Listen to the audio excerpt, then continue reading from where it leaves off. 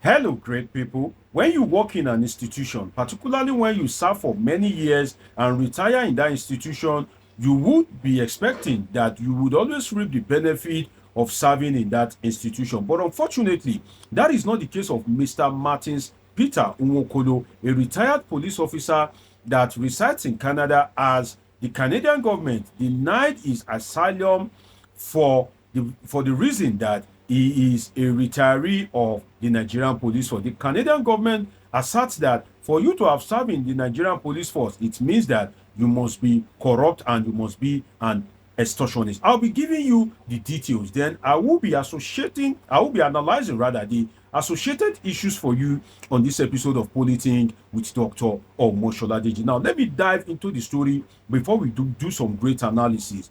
Mr. Martins Peter Nwokolo is a traffic warden in Nigeria. Expectedly, like normal traffic warden, he would be receiving the salary of a normal traffic warden in Nigeria. And at some point, he decided to help his life. So he was able to get a US visa. And Mr. Nwokolo migrated to the United States after retiring from the Nigerian police force. And when he got to the United States, he decided to cross into Canada through the land border. So Mr. Nwokolo migrated into Canada from the United States. And when he got into Canada, some of you that are abroad will know this story quite well, because you would have been exposed to how some of our people, how they go by these things. So Mr. Nwokolo, upon getting to Canada, decided to seek asylum. And what is the reason why he's seeking the asylum? Mr. Nwokolo is arguing that he was given a chieftaincy title in Nigeria in 20 about 2016 2018, that he was given a chieftaincy title and he rejected the chieftaincy title. So these village people were after him, and despite him migrating to another part of Nigeria, they were still after him. Mr. Nwokolo declared himself as a pastor to the Canadian government. He said he is a pastor at the Chapel of Power Ministry since 2005, and he was offered the position of a chief priest in his hometown. That his rejection triggered his persecution. So based on this persecution, in 2018 he fled Nigeria. So that was his argument before the asylum panel. If you are seeking asylum or citizenship of a country, you will face some panel, you will face some interview, some questioning, sometimes more than once. They will use it to assess your claim. They will use it to look at your personality, whether your ideals, your value align with what their country stands for, so that they will know that they are giving their citizenship or they are granting you stay in their country is not a bad decision. And also, they will trace your background to know the kind of person that you are. So when Mr. Nwokolo appeared before the Canadian asylum panel, there are two panels that he appeared before, because Canada has two agencies. So he was rejected by the two asylum agencies. The first one is the Refugee Protection Division, that is the RPD.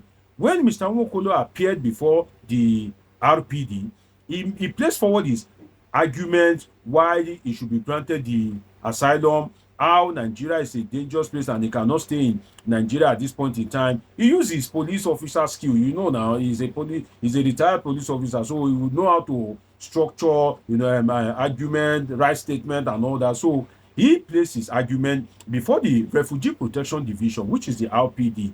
And the RPD came up with a decision in 2002, precisely 11th April 2002, denying his asylum request. Mr. Nwokolo appealed to the higher authority, which is the Refugee Appeal Division. Some of you that are in Canada will know these agencies that I'm mentioning. The Refugee Appeal Division, which is the RAD, also denied Mr. Nwokolo Nwokolo's asylum request, arguing on the basis that the Nigerian police force is notorious for extortion, bribery, and other social vices. Again, the argument of the Canadian authority is that the Nigerian police force, in which Mr. Martin Peter Nwokolo served in, is notorious for extension, bribery, and other social vices. So for Mr. Nwokolo to have served in that institution, there's high probability that Mr. Nwokolo himself will be an extortionist, so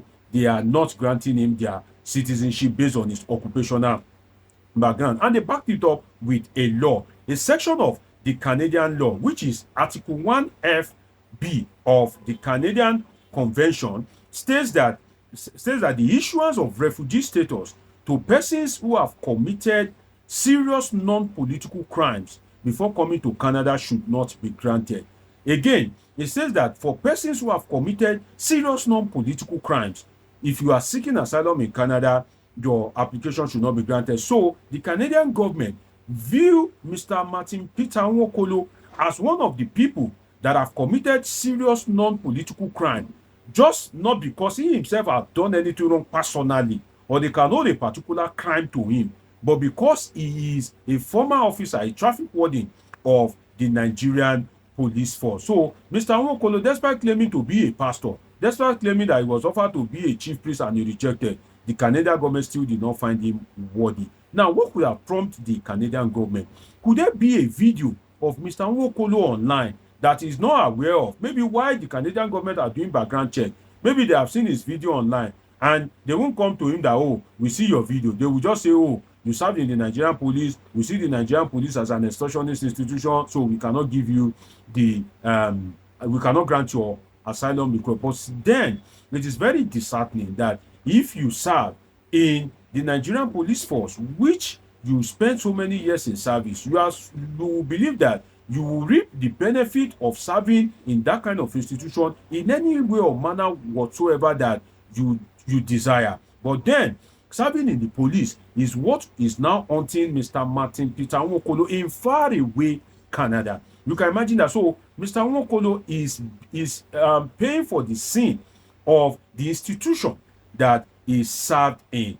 And one thing that I see in this instance is that the Canadian government painted the Nigerian police officer with one brush, in the sense that, sincerely, I don't believe that all Nigerian police officers are corrupt. No, I've had cause to interact with some brilliant, some intelligent, some dedicated police officers. So it would be wrong for you to say all Nigerian police officers are corrupt. You can say many of them. You can say most of them. You can say some of them. That means that you have give the people that are not corrupt a benefit of the doubt. But if you say all of them, that means that the whole entity of the Nigerian police force is corrupt. And I don't think that that is the case in the true sense of it. So for the Canadian government, the government at that, to paint the Nigerian police with one brush, I think that leaves much to be desired. And I think that is unfair to Mr. Martin Peter Nwokolo. Although, apparently, the man would have lied to obtain his visa. The man, Mr. Martin Peter Nwokolo, would have lied that maybe he was given a chieftaincy title or something. But I don't want to speak much about that because some of you in the diaspora, you know how some of these things go. So make I not just go to cast my people anyhow, you understand? So what I also think, another point away from that is that it may be the NSAS that is haunting the man. Mr. Nwokolo is seeking the asylum request after the NSAS protest. And you know that the NSAS protest was widely publicized across the world, that the world got to know about the NSAS protest, and now the Buhari regime at that time, handled that particular protest. So if you look at it very well, Mr. Nwokolo may have been suffering from the what happened during the NSAS protest. So for me, I think that the Canadian government may be against the Nigerian government as regards the NSAS protest, and the Canadian government may have taken a policy as a government against the Nigerian police force, and that may be what is haunting Mr. Nwokolo. Mr. Nwokolo is bearing the burden of the image of the institution he serves in. So that is why it is good to always advocate for the best, whether you are serving in an institution or the institution is part of those rendering any form of service to you. Definitely, you need to always advocate for the best, because those wrongs that you are not advocating against, you don't know how it can come back to. Until imagine you serving as maybe a medical doctor or maybe a lawyer or something, and you are expecting that, oh, me serving as a lawyer, it will favor me, at anywhere possible, at any time possible. And at the end of the day, it is that serving as a lawyer that now, that now nail your opportunity. Perhaps if Mr. Nwokolo had not been a policeman, maybe his asylum would have been granted. But now, because he's a police officer, his asylum is not granted. And do you know how many police officers that this thing would affect? Or do you know how many police officers that this thing has affected? And this is a call on the leadership of the Nigerian police, particularly the IGP, Egbetokun, to work on the image of the Nigerian police force and to strive to bring about efficiency. All these human rights abuses, all this extortion that we see all over the place, and the video is always circulating around the social media, is forming an opinion to the international community. And when they want to research about the police, it is so sad that what they will see is police kill this, police slap this, police rob this, police did that. Some of them, rightly or wrongly, the people with the foreign people may not wait to come and interview the Nigerian police. And when these people come to Nigeria and they have any interaction with Nigerian police and they witness the extortion firsthand, and they see a police officer seeking for bribe, they will go on with that notion that, oh, the Nigerian police is corrupt. But I maintain, and I strongly believe, to my mind, that it is not all Nigerian police officers that are corrupt. And the Nigerian police force is not all about corruption. The Nigerian police force is doing some wonderful job. It's just that the problem of Nigeria is too much, and the infraction in the system is so much that the little achievement they are making is not even showing. Or maybe the Nigerian police itself is not doing more to publicize his achievement. And the buck stop at the table of the IG to make sure that he protects the institution that he represents. Because look at it now. Who knows how being a police officer or being an IG can even come back to haunt him too in the future?